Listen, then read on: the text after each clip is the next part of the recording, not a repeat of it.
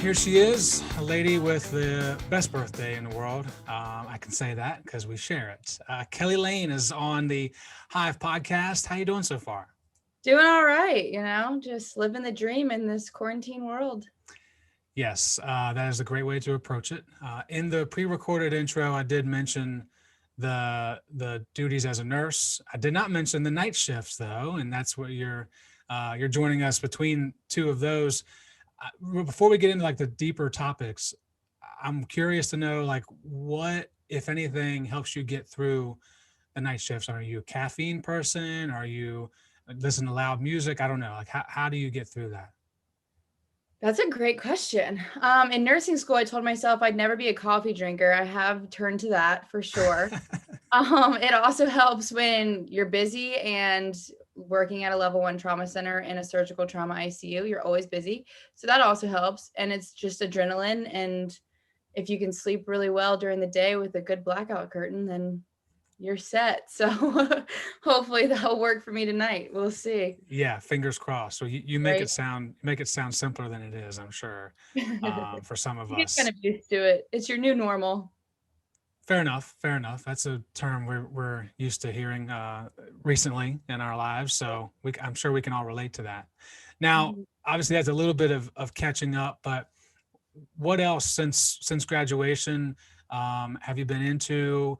Maybe even the story of how you got to the center that you're working at, the hospital, that area. Give us a little bit of background on post graduation, how you got to where you are.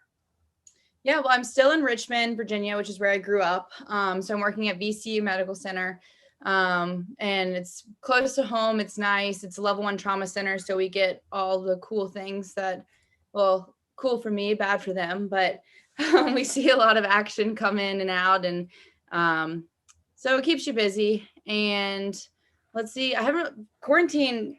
You asked me for pictures, and I had to go back, and I was like, I don't have anything because I haven't been doing anything. Um, just let's see.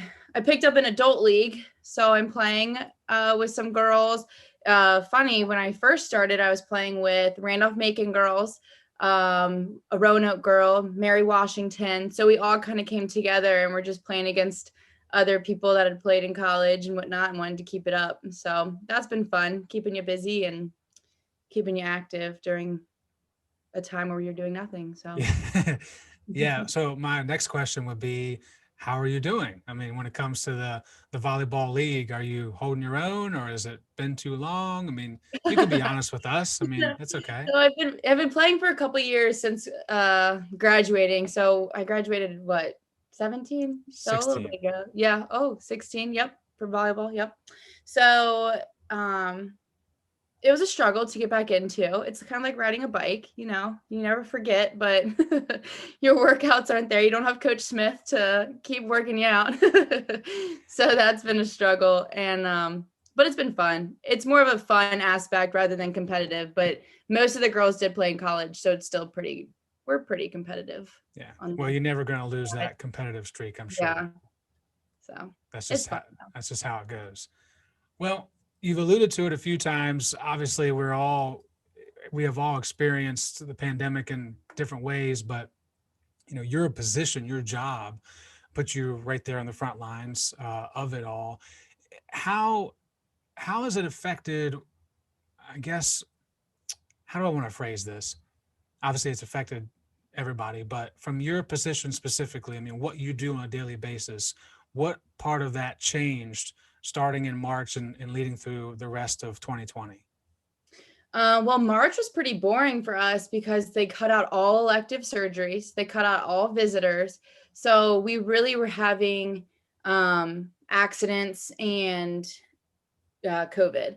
So our unit was slow, but then when things started adding back in, it's been crazy ever since. So my life never stopped. And that's kind of weird to think about when people talk about working from home since March and they've been home for 9 months. And it's like, oh, wow, like I haven't stopped. If anything, it's kept going. It's been worse than it is. And it's been really hard adjusting. Just we don't know anything about it.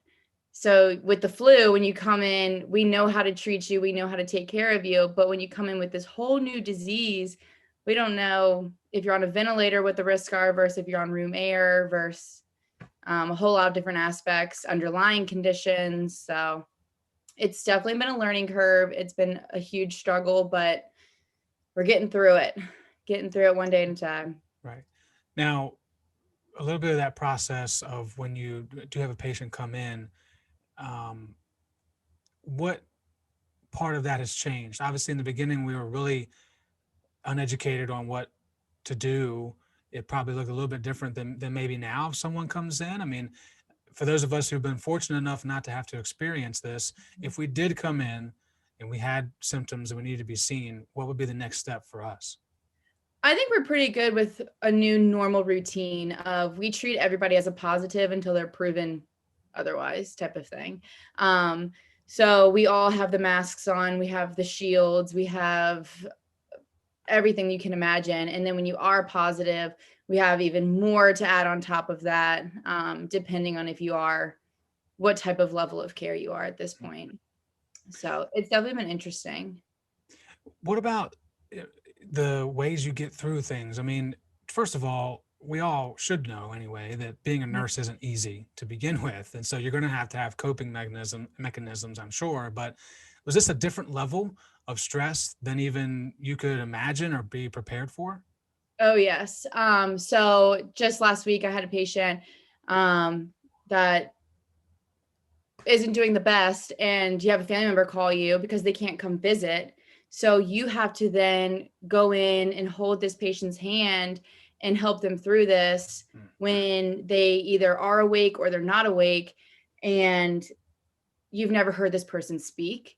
You don't know anything about them, and you are trying to be the person that's going to motivate them or help them get better.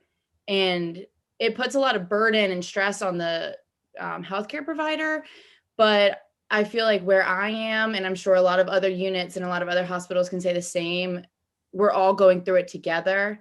So we all kind of can understand what each other are going through and help each other through what we are going through. And then, I mean, I have my family and friends and a support dog and a support cat. So they help a lot. So What are the dogs and cats' names? we have Maisie and Bella.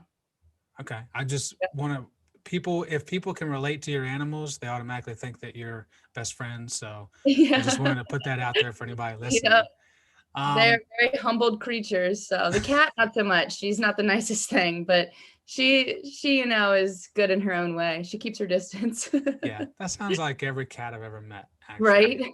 They all kind of have that same, I'll be nice when I want to, but when I don't want to, get out of my way. Exactly. Yeah. You mentioned, of course, the conversations, the moments you've had with other colleagues. Is that relationship something that has improved in terms of, like, how often did you talk to other hospitals and other care centers before compared to now? And is that something that might continue to be at the level that it is moving forward, even if we get to the end or when we get to the end of this? Yeah. I would say that the nursing community is pretty much, it's kind of weird. Like everyone, a lot of people through it. My unit alone has over 100 nurses. So that's just one unit out of many at one hospital. So we're able to, and of course, everyone's always moving around and changing. So it's nice that we're able to see each other go through this. And some people have left, some people have joined our team since it started. So it's just nice to have that support system. And I'd say we're all pretty close to the point where our unit, a lot of us are friends, and we talk outside of work all the time and are comfortable with reaching out like, hey, I just need to vent about this, or something happened. Can we talk about this type of thing? And a lot of post night shift mimosas. Those definitely help. They help pretty much anytime, I think. Oh, yeah. But certainly after one of those shifts, I can imagine that's a nice topper.